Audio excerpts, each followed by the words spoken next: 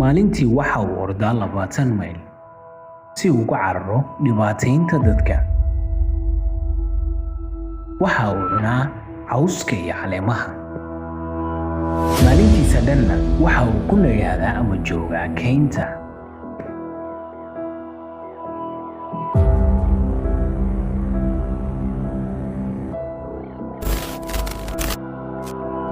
السلام عليكم ورحمة الله تعالى وبركاته.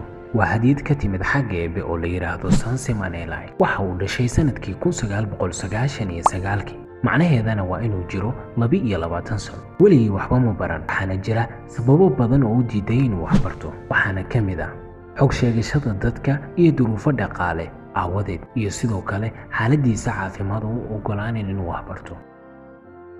waxa uu ku nool yahay tuulo ku taal bariga Afrika ee waddanka Rwanda.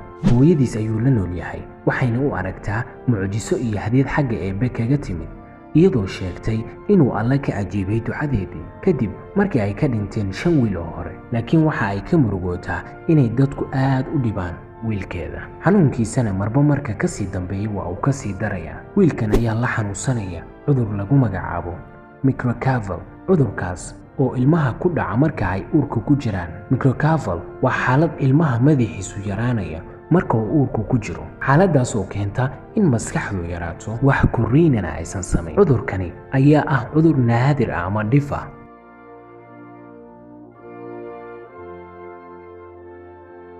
wiilkan ayaa ah mid aan hadli karin, mana ahan mid fahma dadka, laakiin waxa uu fahmaa hooyadiisa si wanaagsanna wuu ugu jawaabaa. sidoo kale wuxuu fuliyaa codsigeeda iyo amaradeeda.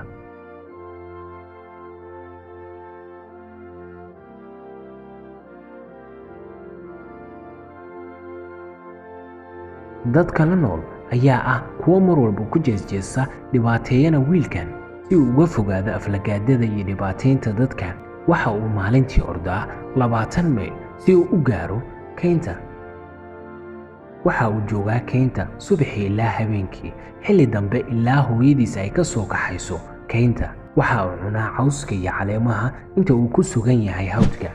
waa mid xawaaraha orodkiisu aad u dheereeyo. sidoo kale waxa uu bartay qaabka ugu dhaqsiyaha badan ee loo fuulo geedaha. dadku marka ay arkaan waxa ay ku aflagaadeeyaan erayo ay ka mid yihiin gorille, daanyeer iyo erayo noocaas. hooyadiis erayadaas aad ayay ugu xanaaqdaa. qofna ma dooran abuuristiisa, qof walbana sida uu yahay Alle ayaa ku abuuray. haddaba ha noqon qof wax ka sheega abuurista Alle. waad ku mahadsantahay daawashada muuqaalkan.